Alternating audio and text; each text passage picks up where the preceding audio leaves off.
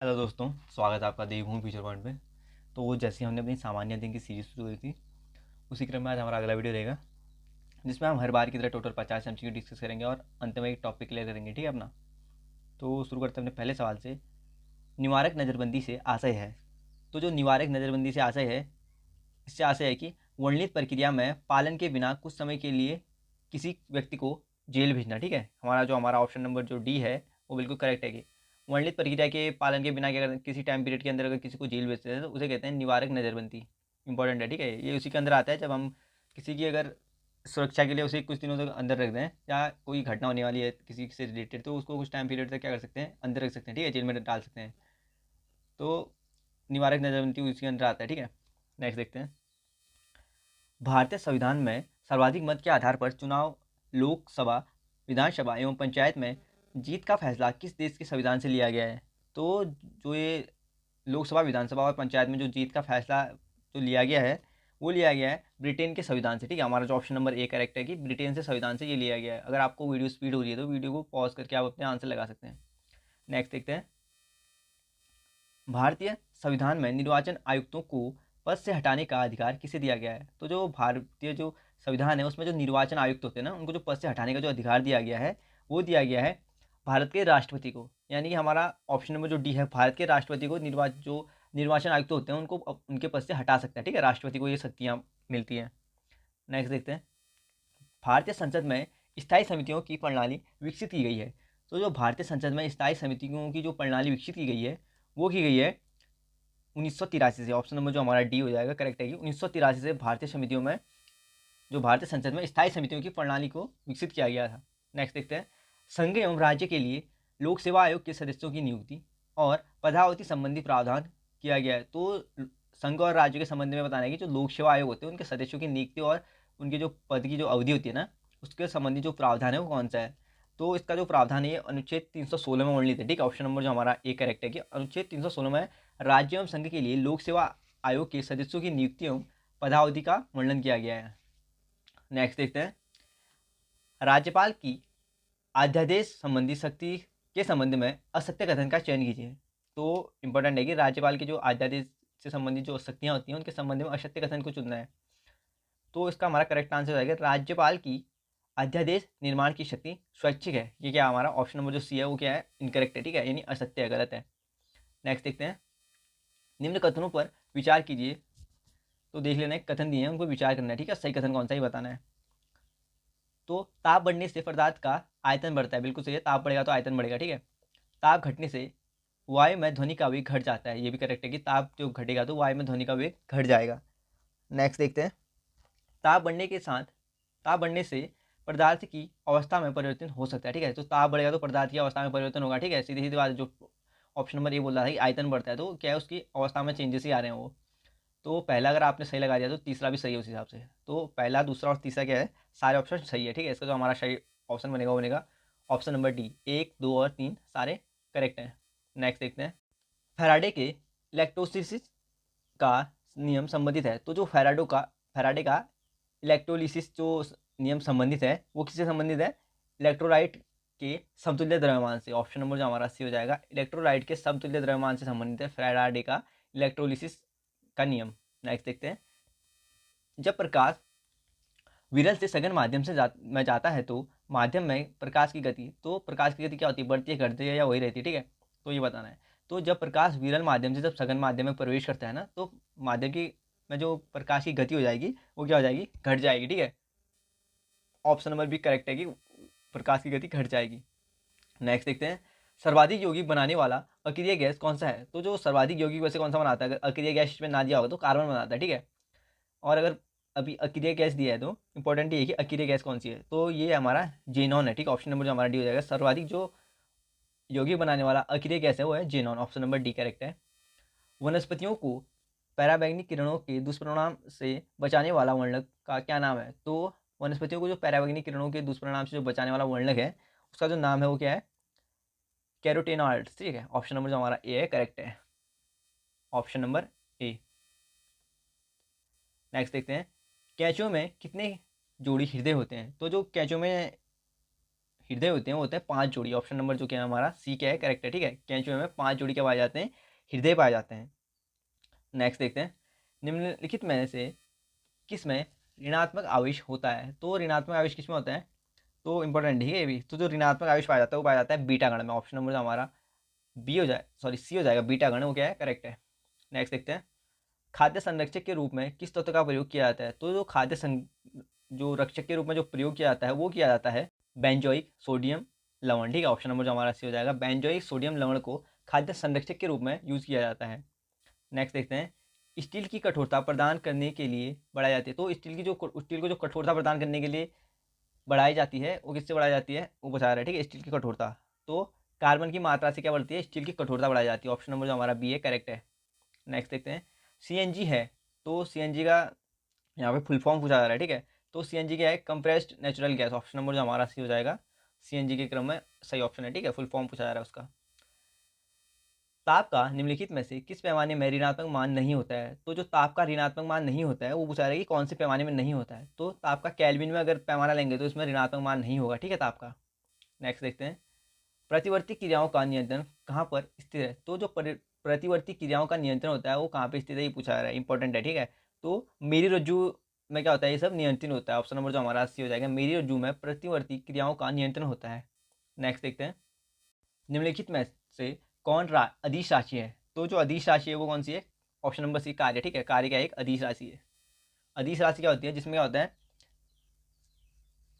दिशा और परिमाण होते हैं उसमें सदिश होता है। ठीक है, जिसमें केवल परिमाण वो अदिश कहलाता है। नेक्स्ट देखते हैं, न्यूटन के किस गति नियम के अनुसार क्रिया एवं प्रतिक्रिया का मान बराबर होता है। तो न्यूटन का ऐसा गति का कौन सा नियम है जिसमें क्रिया और प्रतिक्रिया का मान बराबर होता है। ठीक है, तो इसका जो हमारा करेक्ट आंसर हो जाएगा वो हो जाएगा तृतीय गति नियम। ठीक है, यानी न्यूटन के तीसरा नियम ये कहता है कि जो इतनी हम क्रिया करेंगे उतनी क्या है, प्रतिक्रिया मिलेगी हमें। ऑप्शन नंबर जो क्या है, सी गया है, बिल्कुल करेक्ट है। नेक्स्ट देखते हैं, सोडियम का परमाणु भार 23 है तो उसकी परमाणु संख्या कितनी होगी। तो परमाणु भार दिया है ना हमें, तो उसकी परमाणु संख्या ज्ञात करनी है हमने। तो अगर सीधे सीधे अगर आपको सोडियम का याद है तो hydrogen helium lithium beryllium boron carbon nitrogen oxygen fluorine ऐसे करके, तो अगर आप सीधे लगा सकते हैं 11 होगी। ठीक है, अगर वैसे याद नहीं है तो सीधे सीधे क्या करना है, अपॉन 2 करते लेना। ठीक है, अपॉन 2 -1 कर देते हैं। नेक्स्ट देखते हैं, यानी इसका जो हमारा करेक्ट आंसर बनेगा वो कौन सा बनेगा, ऑप्शन नंबर बी बिल्कुल सही बनेगा। अपॉन 2 +1 या -1 हो जाता है। ठीक है, निकल जाता है उसमें। नेक्स्ट देखते हैं, मनुष्य में वृक्क एक तंत्र का भाग है जो संबंधित है। तो जो वृक्क होता है मनुष्य में वो किससे संबंधित है ये बताना है। ठीक है, तो ये संबंधित किससे है, उत्सर्जन से। ऑप्शन नंबर जो हमारा सी हो जाएगा, ये उत्सर्जन से संबंधित है। नेक्स्ट देखते हैं, जब गोलीय दर्पण यानी अवतल दर्पण की बात कर रहे हैं। ठीक है, हम यहाँ पे, तो जब गोलीय दर्पण में वस्तु वक्रता केंद्र पर होगी तो उसका प्रतिबिंब कहाँ बनेगा। तो इसका जो हमारा करेक्ट आंसर हो जाएगा वो कहाँ बनेगा प्रतिबिंब, वो बनेगा वक्रता केंद्र पर। ठीक है, ऑप्शन नंबर जो हमारा बी हो जाएगा, वक्रता केंद्र पर क्या बनेगा, प्रतिबिंब बनेगा। नेक्स्ट देखते हैं, सूची 1 को सूची 2 से सुमेलित कीजिए। तो सूची 1 को सूची 2 से मिलाना है।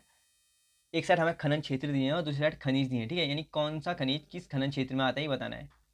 तो देख लेते हैं इसको, गुरु महिषासिनी। तो जो गुरु महिषानी है वो उड़ीसा के अंतर्गत आता है। तो यहाँ पे कौन सा खनिज खोजा जाता है, ये लोहयस्क। ठीक है, तलचर उड़ीसा। तो जो तलचर उड़ीसा है वहाँ पे कोयला खोजा जाता है। जादूगोड़ा झारखंड पे यूरेनियम खोजा जाता है। ज्वार राजस्थान पे जस्ता खोजा जाता है। यानी इसका जो हमारा करेक्ट आंसर बनेगा वो बनेगा ऑप्शन नंबर सी। नेक्स्ट देखते हैं, मानचित्र पर खींची हुई वे रेखाएं जो सागर तल से समान ऊंचाई को निरूपित करती हैं तथा भिन्न स्थानों से होकर गुजरती हैं कहलाती हैं। तो वे रेखा क्या कहलाती हैं, समोच्च रेखाएं। ठीक है, पढ़ा होगा आपने ये। तो ऑप्शन नंबर जो बी है, समोच्च रेखाएं कहलाती हैं। Option number B correct. Next देखते हैं, निम्नलिखित में से शीत मरुस्थल कौन सा है। तो जो शीत मरुस्थल है इंपॉर्टेंट है। ठीक है, ये भी, तो जो शीत मरुस्थल है वो कौन सा है, अटाकामा का मरुस्थल शीत मरुस्थल है। और कहाँ भी पाया जाता है, इंपॉर्टेंट करके बताइए, कमेंट करके बताइए कि कहाँ पे। ठीक है, इंपॉर्टेंट है ये। नेक्स्ट देखते हैं, ऊर्जा दक्षता ब्यूरो का कार्य नहीं है। तो जो ऊर्जा दक्षता ब्यूरो का कार्य नहीं है वो कौन सा नहीं है, विद्युत उत्पादन और विक्रय में कर लगाना। ये किसका कार्य नहीं है, ऊर्जा दक्षता ब्यूरो का कार्य नहीं है। ऑप्शन नंबर डी क्या हो जाएगा, करेक्ट हो जाएगा। नेक्स्ट देखते हैं, निम्नलिखित में से चंद्रगुप्त के कुम्हार स्थित महल की खुदाई किसने करवाई थी। तो इसका जो करेक्ट आंसर है वो क्या है, डॉक्टर स्कूनर ने करवाई थी। ठीक है, ये खुदाई। ऑप्शन नंबर जो ये है वो क्या है, करेक्ट है। नेक्स्ट देखते हैं, निम्नलिखित में से विद्यापति की रचना नहीं है। तो जो विद्यापति की रचना नहीं है वो नहीं है कौन सी, ऋतुवंश, ऑप्शन नंबर जो डी हो जाएगा, ऋतुवंश विद्यापति की रचना नहीं है। ठीक है, नेक्स्ट देखते हैं। 1914 में भारतीय राष्ट्रीय कांग्रेस द्वारा ब्रिटेन भेजे गए शिष्टमंडल में बिहार से निम्नलिखित में से कौन सा समूह शामिल था? तो इंपॉर्टेंट है। ठीक है, तो ब्रिटेन भेजे गए जो शिष्टमंडल था उसमें बिहार से कौन सा समूह शामिल था? तो इसका हमारा करेक्ट आंसर हो जाएगा कौन सा?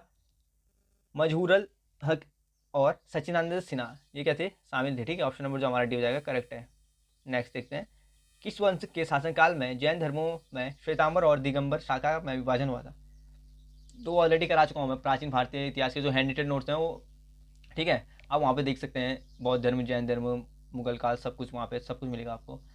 तो जो श्वेतांबर और दिगंबर में जो शाखा में विभाजन हो गया था जैन धर्म का, पूछा रहा है कि किस वंश के टाइम पीरियड पे हुआ था। ठीक है, तो वो हुआ था मौर्य वंश के टाइम पीरियड पे। ऑप्शन नंबर जो हमारा डी बनेगा, मौर्य वंश के टाइम पे जैन धर्म का श्वेतांबर और दिगंबर दो शाखाओं में विभाजन हो गया था। नेक्स्ट देखते हैं। देहलीवाल नाम का सिक्का किस वंश के काल में ढाला जाता है? तो जो देहलीवाल जो नाम का जो सिक्का था वो जो ढाला गया था वो किस वंश के टाइम पीरियड पे ढाला गया था? तोमर वंश के। ठीक है, ऑप्शन नंबर जो हमारा डी बनेगा, तोमर वंश बिल्कुल करेक्ट आंसर बनेगा। नेक्स्ट देखते हैं। निम्नलिखित में से किस स्तूप का निर्माण बिना चबूतरे के किया गया है? तो जो बिना चबूतरे का जो स्तूप है वो कौन सा है? सारनाथ के धार्मिक स्तूप का। ठीक है, ऑप्शन नंबर जो सी हो जाएगा, सारनाथ के धार्मिक स्तूप का निर्माण बिना चबूतरे के किया गया है। नेक्स्ट देखते हैं। क्रांतिकारियों के विरुद्ध कार्य करने पर फणिनंद्र घोष की हत्या निम्नलिखित में से किन क्रांतिकारियों ने की थी? तो क्रांतिकारियों के विरुद्ध जब वो कार्य कर रहे थे ना, तो उनकी पूछा रहा है कि हत्या किसने की थी? तो इनकी जो हत्या की थी वैकुंठ शुक्ल एवं चंद्रमा सिंह ने की थी। ऑप्शन नंबर जो हमारा ए हो जाएगा करेक्ट है। ठीक है, इन्होंने क्या की थी? इनकी हत्या कर दी थी। नेक्स्ट देखते हैं। नाटक अंधेर नगरी चौपड़ राजा किस साहित्यकार की रचना है? तो जो अंधेर नगरी चौपड़ राजा जो साहित्यकार हैं वो है भारतेंदु हरिश्चंद्र। ठीक है, ऑप्शन नंबर जो हमारा सी हो जाएगा, भारतेंदु हरिश्चंद्र के द्वारा अंधेर नगरी चौपड़ राजा की रचना की गई है। नेक्स्ट देखते हैं। बहुजन समाज की स्थापना किस सुधारवादी ने की थी? तो जो बहुजन समाज की जो स्थापना की थी, पूछा रहा है कि कौन से सुधारवादी थे, उन्होंने की थी। ठीक है, इंपॉर्टेंट है ये। और जो ये की थी सावित्री बाई फुले ने की थी। ठीक है, इंपॉर्टेंट है। बहुजन समाज की स्थापना सावित्री बाई फुले ने द्वारा की गई थी। नेक्स्ट देखते हैं। महात्मा गांधी के अनुसार निम्नलिखित में से किसने भारतीय को अपनी ही भूमि पर अजनबी और अपाहिज बना दिया? तो महात्मा गांधी के अनुसार पूछा है। ठीक है, अकॉर्डिंग टू महात्मा गांधी, तो उनके अनुसार ये पूछा रहा है कि जो भारतीय को अपनी ही भूमि पर अजनबी और अपाहिज किसने बना दिया था? तो इसका करेक्ट आंसर है अंग्रेजी शिक्षा ने। ऑप्शन नंबर जो डी बनेगा ना, बाबू की शिक्षा बोलते हैं ना, अंग्रेजों ने क्या बनाया था? बाबू बनवाना शुरू किया था ना, तो वही पद्धति आज भी चल रही है। तो अंग्रेजी महात्मा गांधी ने इस पद्धति के बारे में क्या बोला था कि ये जो हमारी अंग्रेजी शिक्षा है ना, ये हमारी भूमि को अजनबी बना रही है और हमें अपाहिज बना रही है। नेक्स्ट देखते हैं। 1935 के भारत शासन अधिनियम के बारे में किस नेता ने इसे दास्ता का अज्ञात पत्र कहा था? तो जो दास्ता का अज्ञात पत्र जो कहा था, पूछा रहा है कि किसने कहा था। ठीक है, कौन से ऐसे नेता थे जिसने 1935 के भारत शासन अधिनियम को दास्ता का अज्ञात पत्र कहा था? इंपॉर्टेंट है, याद रखिएगा इसको। तो जवाहरलाल नेहरू ने कहा था। ठीक है, ये कथन जो थे वो जवाहरलाल नेहरू के थे। इंपॉर्टेंट है। नेक्स्ट देखते हैं। 18वीं सदी की ईस्ट इंडिया कंपनी की नीतियों के संदर्भ में खुली और निर्लज्जापूर्ण लूटपाट का युग किसका कथन है? तो जो ईस्ट इंडिया कंपनी की नीतियों पे खुली और निर्लज्जापूर्ण लूटपाट किसने कहा था, ये बताना है। ठीक है, तो यह जो कथन था वो कथन किसका था, ये पूछा रहा है। तो यह कथन था पर्शिवल ब्राउन का। ऑप्शन नंबर जो डी है, पर्शिवल ब्राउन ने कहा था ये ईस्ट इंडिया कंपनी के बारे में। स्वतंत्रता आंदोलन के किस नेता को बादशाह खान के नाम से भी जाना जाता है? तो जो बादशाह खान के नाम से जाना जाता है वो कौन से नेता को जाना जाता है? खान अब्दुल गफ्फार खान को। ऑप्शन नंबर जो हमारा सी हो जाएगा, खान अब्दुल गफ्फार खान को बादशाह खान के नाम से भी जाना जाता है। और इनके जो दल का नाम था क्या था? लाल कुर्ती दल। ठीक है, नेक्स्ट देखते हैं। 17वीं सदी में बंगाल में फैक्टर कहा जाता था। तो जो 17वीं सदी में बंगाल में फैक्टर कहा जाता था वो कहा जाता था अंग्रेज व्यापारियों को। ऑप्शन नंबर जो हमारा डी बनेगा, अंग्रेज व्यापारियों को 17वीं सदी में फैक्टर कहा जाता था। नेक्स्ट देखते हैं। भारत में पहली सूती कपड़ा मिल की स्थापना कब और कहाँ की गई थी? इंपॉर्टेंट है, भारत में जो पहली सूती कपड़ा जो मिल थी ना, वो स्थापित कहाँ पे करवाई गई थी? मुंबई में थी। ठीक है, तो 1854 में मुंबई में करवाई गई थी वो स्थापना। ठीक है, उसकी ऑप्शन नंबर जो हमारा सी हो जाएगा, 1854 में मुंबई में पहली सूती कपड़ा मिल थी, उसकी स्थापना की गई थी। नेक्स्ट देखते हैं। अरबी फारसी इस्लामिक कानून के अध्ययन को बढ़ावा देने के लिए अंग्रेजों ने कलकत्ता मदरसा की स्थापना कब की थी? तो जो कलकत्ता मदरसा था ना, मोमडन लॉ कॉलेज, तो इसकी स्थापना पूछी जा रही है कि कब की थी, और अगर किस लिए की थी तो अंग्रेज अरबी, फारसी और इस्लामिक जो कानून थे उनके अध्ययन को बढ़ावा देने के लिए की थी। ठीक है, तो इस जो मदरसे की जो स्थापना की गई थी अंग्रेजों द्वारा, वो की थी 1781 में। ऑप्शन नंबर जो हमारा बी हो जाएगा, करेक्ट हो जाएगा। नेक्स्ट देखते हैं, बंगाल विभाजन 1905 के बाद किस नेता ने कहा कि वर्तमान परिस्थितियों में प्रशासन चलाना संभव बन गया है, ठीक है, असंभव बन गया है। तो बंगाल विभाजन 1905 में हुआ था। ठीक है, तो बंगाल विभाजन की जो डेट रखी गई थी वो कब रखी गई थी, कमेंट करके बताइए अगर आपको बताए तो बंगाल विभाजन 1905 के बाद किस नेता ने कहा था कि जो वर्तमान परिस्थितियाँ हैं वो प्रशासन चलाना उन परिस्थितियों में असंभव है। तो वो नेता कौन थे, वो थे अरविंद घोष द्वारा। ठीक है, ऑप्शन नंबर जो हमारा सी हो जाएगा, वो अरविंद घोष ने ये कथन दिया था। नेक्स्ट देखते हैं, प्रसिद्ध दांडी मार्च 1930 में महात्मा गांधी ने कुल कितने अनुयायियों के साथ यात्रा प्रारंभ की थी। तो इंपॉर्टेंट है, इजी भी है। ठीक है, तो महात्मा गांधी ने जो यात्रा प्रारंभ की थी वो की थी 78 सत्याग्रहियों के साथ। ऑप्शन नंबर जो हमारा सी हो जाएगा, करेक्ट हो जाएगा। नेक्स्ट देखते हैं, राजा राम मोहन राय ने अपनी युवावस्था में कुरान, फारसी और अरबी साहित्य का अध्ययन किस शहर में किया था। तो जो राजा राम मोहन राय थे ना, संवाद कौमुदी और मिरातुल अखबार के संपादक भी रहे। ठीक है, मिरातुल अखबार के जो संपादक थे वो राजा राम मोहन राय थे, और सती प्रथा में भी इन्होंने महत्वपूर्ण भूमिका निभाई थी। तो जो राजा राम मोहन राय थे वो अपनी युवावस्था में कुरान, फारसी और अरबी साहित्य का जो अध्ययन कर रहे थे वो कौन से शहर में कर रहे थे, वो कर रहे थे पटना में। ऑप्शन नंबर जो हमारा डी हो जाएगा, पटना करेक्ट आंसर है। नेक्स्ट देखते हैं, निम्न में से कौन एक भू आविष्टिक यूरोपीय देश नहीं है। तो जो भू आविष्टिक यूरोपीय देश नहीं है वो कौन सा नहीं है, ऑप्शन नंबर डी। ठीक है, लिथुआनिया। लिथुआनिया एक भू आविष्टिक देश नहीं है। नेक्स्ट देखते हैं, बीएमडी एक टेस्ट है। तो जो बीएमडी टेस्ट है वो क्या है, बोन मिनरल्स डेंसिटी। ठीक है, ऑप्शन नंबर जो हमारा बी बनेगा, बोन मिनरल डेंसिटी क्या है, ये बीएमडी टेस्ट है। ऑप्शन नंबर बी क्या हो जाएगा हमारा, करेक्ट आंसर हो जाएगा। नेक्स्ट देखते हैं, कौन सा संगठन अटलांटिक हिमखंडों को ट्रैक करता है। तो जो अटलांटिक हिमखंडों को जो ट्रैक करने वाला जो संगठन है वो कौन सा है, USA National Ice centre. Option number जो हमारा ए हो जाएगा, करेक्ट हो जाएगा। ठीक है, यूएसए नेशनल आइस सेंटर द्वारा अटलांटिक हिमखंडों को ट्रैक किया जाता है। नेक्स्ट देखते हैं, how to avoid a climate disaster पुस्तक के लेखक कौन है।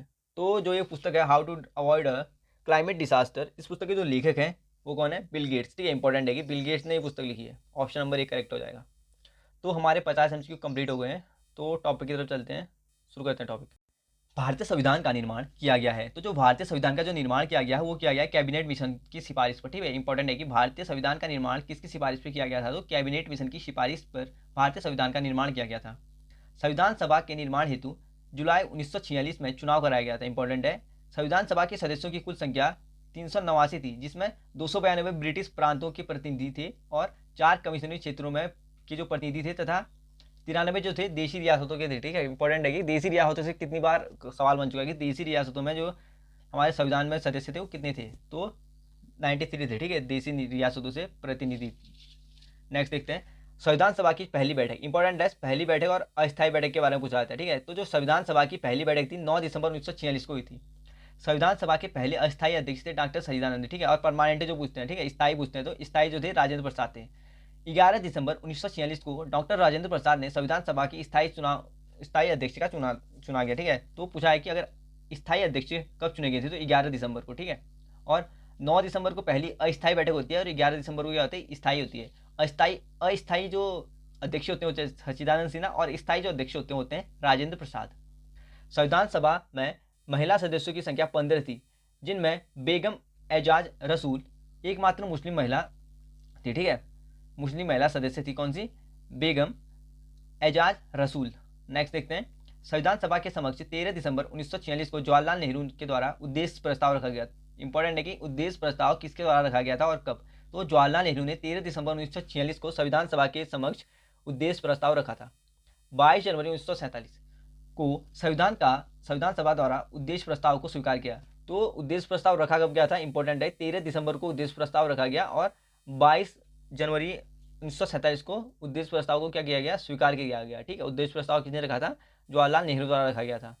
29 अगस्त 1947 को प्रारूप समिति का गठन किया एवं जिनके सदस्यों की संख्या कितनी थी, 7 थी। ठीक है, प्रारूप समिति के सदस्यों की संख्या कितनी थी, 7 थी। 29 अगस्त 1947 को प्रारूप समिति का गठन हुआ था। ठीक है, 1947 29 अगस्त को। नेक्स्ट देखते हैं, भारतीय संविधान को 26 नवंबर 1949 को संविधान सभा द्वारा पारित किया गया। तो 26 नवंबर 1949 को भारतीय संविधान को संविधान सभा द्वारा क्या किया गया, पारित किया गया। भारत के मूल संविधान में 22 भाग और 395 अनुच्छेद तथा 8 अनुसूचियाँ थी। तो वर्तमान में अनुसूचियाँ जो है उनकी संख्या पूछो तो कितनी होगी, कमेंट करके बताइए, ठीक है, ईजी है। संविधान सभा की अंतिम बैठक पूछा जाता है। संविधान सभा की जो अंतिम बैठक हुई थी 24 जनवरी 1950 को हुई थी, ठीक है, इंपॉर्टेंट है। भारत के लिए अलग संविधान सभा के गठन हेतु संविधान सभा का सबसे पहले विचार दिया था। तो भारत के लिए अलग अगर संविधान बनाने करके यानी अलग संविधान सभा के गठन करना है, उसका जो विचार दिया था वो किसने दिया था, स्वराज पार्टी ने, ठीक है। तो स्वराज पार्टी का गठन किसने किया था, चित्तरंजन दास, और अध्यक्ष कौन थे उसके, मोतीलाल नेहरू ने, ठीक है, 1924 में। तो अगर पूछा है कि स्वराज पार्टी का गठन कब किया गया था, तो स्वराज पार्टी का जो गठन किया गया था 1923 में किया गया था, और 1924 में क्या किया उन्होंने, संविधान सभा का गठन के लिए क्या है, विचार किया, ठीक है। 1923 में किसने किया, स्वराज पार्टी का गठन चित्तरंजन दास और मोतीलाल नेहरू द्वारा किया गया था। इंपॉर्टेंट है, मोतीलाल नेहरू इसमें अध्यक्ष थे और स्थापना जो या स्टैब्लिश किया गया था वो किया गया था चित्तरंजन दास द्वारा। तो वीडियो पसंद आए तो वीडियो को लाइक कीजिए, कमेंट कीजिए एंड चैनल को सब्सक्राइब कीजिए। मिलते हैं अपने नेक्स्ट वीडियो में। Thank you Devbhoomi Future Point से जुड़ने के लिए।